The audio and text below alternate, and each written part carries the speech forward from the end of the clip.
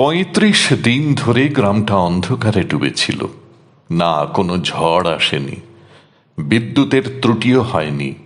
কারণটা ছিল মাত্র একটাই, একটা ছোট্ট পাখির বাসা, যার বাচ্চাদের ঠোঁট তখনও ছিল নরম আর ডানায় আসেনি জোর। তামিলনাড়ুর ছোট্ট একটি গ্রাম, যে সুইচ বক্স থেকে রাস্তার সব বাতির নিয়ন্ত্রণ হয়, ঠিক তার উপরেই মা পাখি নিজের বাসা বেঁধে ডিম পেড়েছিল।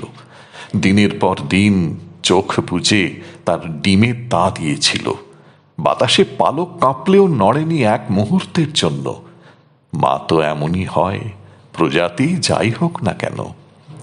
গ্রামের মানুষ দেখেছে সবকিছু, একদিন নয়, দুদিন নয়, পুরো ৩৫ দিন তারা আলো জ্বালায়নি, শুধু যাতে মা পাখি আর তার ডিম নিরাপদে থাকে। কেউ বলেনি আলো জ্বালাও, অন্ধকারে কষ্ট হচ্ছে। কেউ বলেনি রাস্তা দেখা যায় না, অন্ধকারে অসুবিধে হচ্ছে।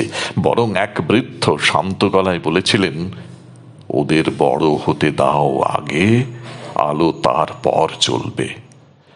সন্ধ্যা হলেই গ্রাম জুড়ে নেমে আসতো অন্ধকার। সেই নীরব অন্ধকারে কেউ হয়তো হোঁচট খেয়েছে, কেউ বা হারিয়ে ফেলেছে পথ, তবু কারো চোখ ওঠেনি সামান্য বিরক্তি নিয়ে ওই পাখিটার বাসাটার দিকে। তারপর একদিন ছোট্ট বাচ্চাগুলো আকাশে উড়ল, আর সন্ধ্যার পর সেই দিন থেকে আলো জ্বলে উঠল গ্রামে। একটা সুইচ টিপে শুধু বিদ্যুতের আলো নয়, ছড়িয়ে পড়ল মানুষের মনের আলো, মানবতার ডানায় ভর করে। এই পাখির ছানাদের সঙ্গে মানুষ যে এখনো মানুষ হয়েই বেঁচে আছে, এই গ্রামটাই তার জীবন্ত উদাহরণ।